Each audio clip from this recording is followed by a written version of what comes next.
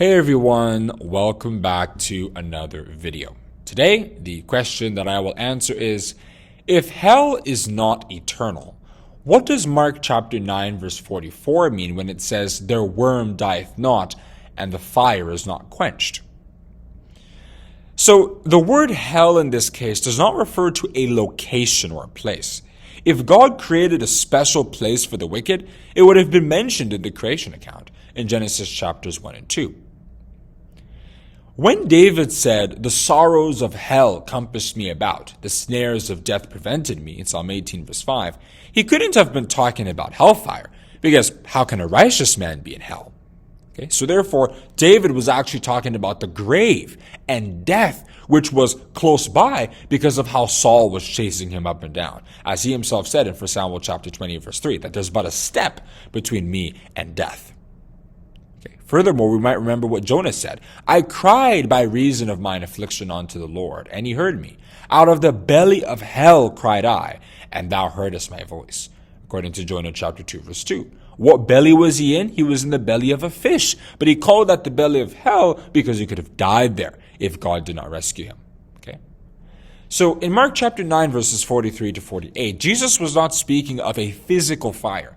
After all, when he was talking about parts of the body being cut off, was that literal? Right? So why will we assume that the arm being cut off and the eye being plucked out is not literal, because who wants their eye to be plucked out or their hand to be cut off? But when it comes to the hellfire, we assume that's literal, right? It's either both are literal or both are spiritual. Can't say one's literal and the other spiritual. Okay? So Jesus Christ was talking about the sacrifices we have to make if we want to serve God properly. Take, for example, if your job doesn't give you enough time to raise your children in the fear of God. God will expect you to make the sacrifice so that His will can be done. But if you don't make that sacrifice, if you instead prefer the excellent salary than to teach your children about God, then you will be in hell. It's not a physical fire, but you will come and realize the consequences of making that decision. It could be that your children disrespect you, or that their lives become so wayward because you didn't teach them about God. And that will never go away. There will always be regret and torment, which is the fire there that is never quenched. Every single decision that's in favor of this world and not God will put us in hell, depending on what that thing is. The way to escape that hell is to make sacrifices for the will of God. In David's description of who a righteous man is, he mentioned that they swear to their own hurt and change not. If you read Psalm 15 verse 4. That is the way that we can avoid such everlasting torment.